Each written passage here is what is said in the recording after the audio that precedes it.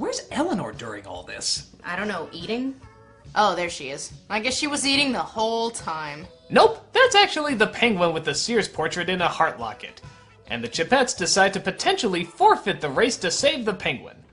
How do we get to Antarctica? Antarctica? How big could that be?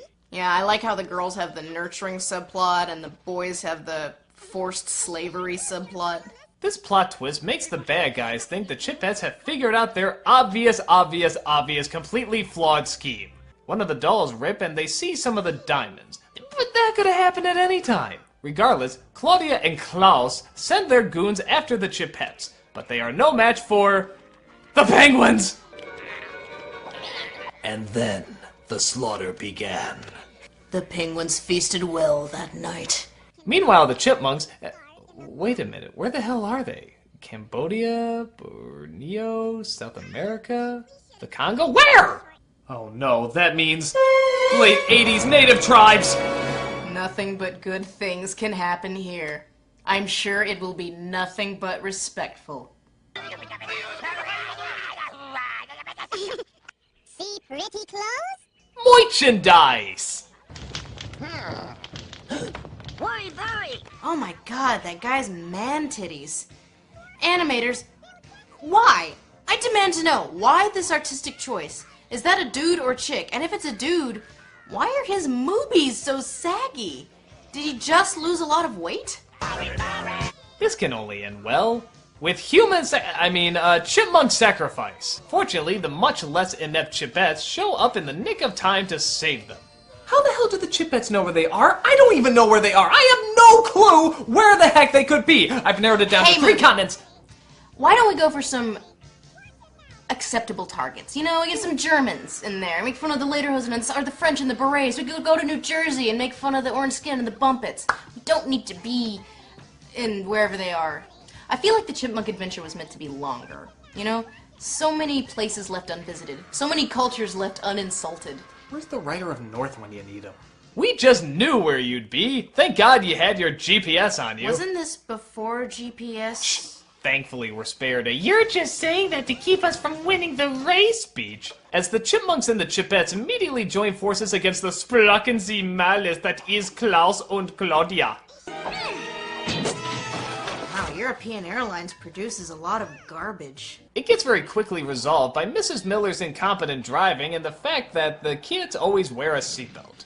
Hey! What about my $100,000 bucks? Your 100,000? We won the race. Yeah, they had to save your life. They pretty definitively won the race.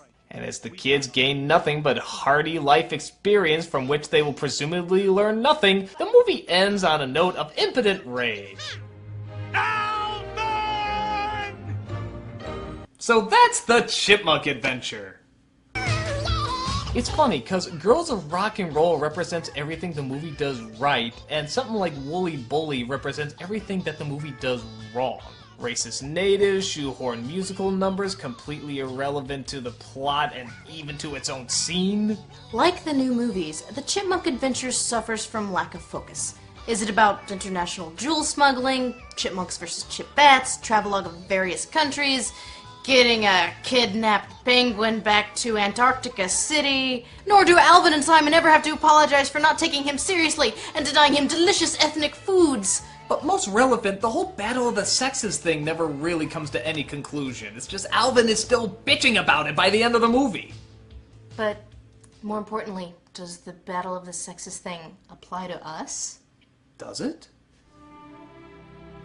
I think at first, but since we don't really have the same corporate oversight that products like these have, they moved more organically towards being more realistic. The Chipettes were just a total demographic move. So was Nostalgia Chick. Okay, in that way it's a very similar business move, but our differences don't necessarily have to do with our genders. We are different people with different methods of analysis regardless of gender, background, or education level. Wow, Critic, it's almost like I wrote this. So Nostalgia Chick was born from the idea of a gender-specific spin-off to look at gender-specific shows that I myself did not feel equipped to look at. But the thing is, you were intended to be just like the Chipettes and identical to me. And then you went rogue, and I'm kicking myself in the ass for hiring you every day. Exactly. And then you stopped answering calls and wouldn't answer our emails about what you should be doing. Yep. And having another contest would simply make us look bad. Uh-huh. So here we are. Here we are. Also, Alvin, yes, you lost the race. No, he didn't! I'm sorry, I can say all this other bullshit in your script, but he did not lose that race! Yeah, he did. No, he didn't! Yeah, he did. No, he didn't! Yes, he did. You wanna sing about it? Yes, I do!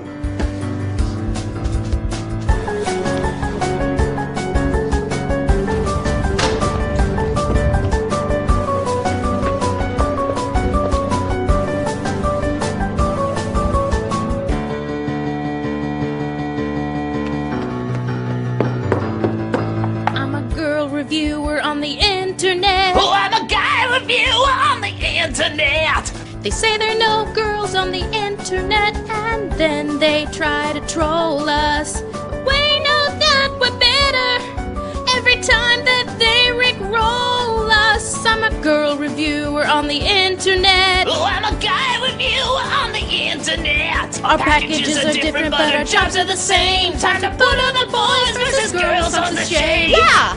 Yeah, that was lit. Well, at least it rhymes. I'm the one that wrote it. You didn't even write it. Well, that explains why it sucks. Come on, let's outline how boys are different from girls. Okay. I like apple martinis. Well, I like beer. I'm less prone to color blindness over here. My upper body strength is really something to see. Hemophilia is really, really rare for me. I've got boobs. Well, I got boobs and no one's pressuring me to wax my pubes. I smell like flowers in the spring. Well, I got a penis.